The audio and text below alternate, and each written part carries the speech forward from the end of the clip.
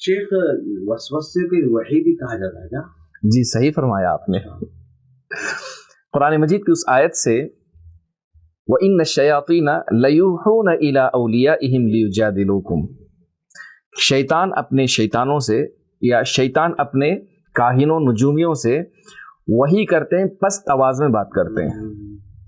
تو کیا وحی کا اطلاق اس وسوسے پر بھی ہوتا ہے کیا؟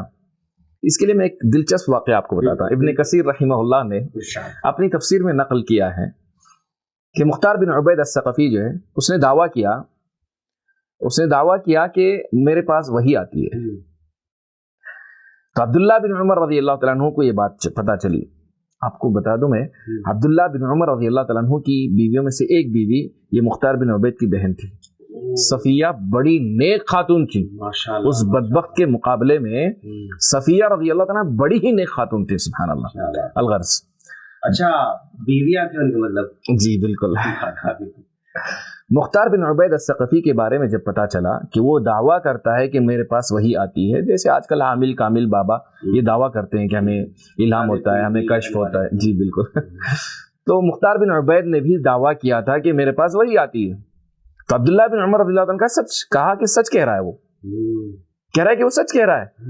تو لوگ تعجب میں تھے کہ کیسے وہ سچ کہہ رہا ہے. تو انہوں نے استدلال کرتے ہوئے اس آیت سے کہا وَإِنَّ الشَّيَاطِينَ لَيُوحُونَ إِلَىٰ أَوْلِيَائِهِمْ لِيُجَادِلُوكُمْ.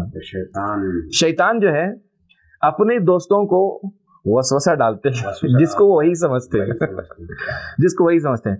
اکرمہ رحمہ اللہ کے ساتھ بھی ایک ایسا واقعہ پیش آیا کہ وہ کہیں گئے ہوئے تھے، وہاں لوگوں نے اہل علم سے جیسے سوالات کرتے ہیں ان سے سوال کر لیا کہ بھی بتائیے کہ وحی کسے کہتے ہیں. تو انہوں نے وحی کی تعریف کی، وحی کی ساری تعریف کی، اور اس کے بعد انہوں نے کہا وحی کی ایک اور قسم بھی ہے. تو لوگوں نے پوچھا وہ کیا ہے؟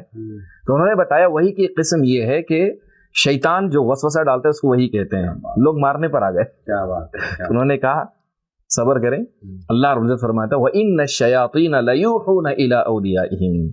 شیطان اپنے دوستوں کے کانوں میں کانا پھوسی کرتے ہیں.